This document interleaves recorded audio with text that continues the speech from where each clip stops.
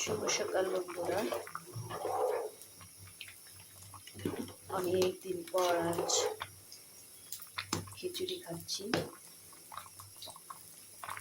সাধারণত শুকনো খিচুড়িটা খাওয়া হয়, যেরকম নরম পাতলা খিচুড়িটা খাওয়া হয় না। আর সেটাই রান্না করছি। এটা রান্না করা অনেক সহজ।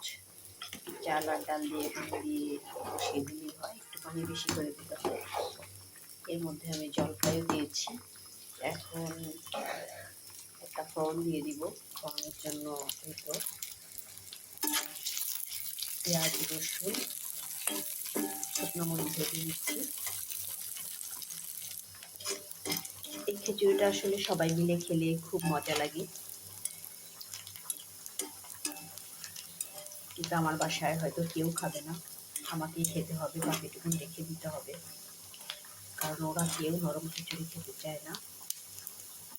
আমি কিছুটা পরিমাণ ধনেপাতাও দিয়ে দিব।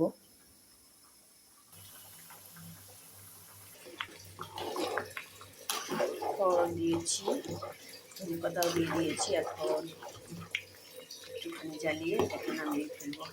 আজকের মতো এতটুকু। আল্লাহ হাফেজ।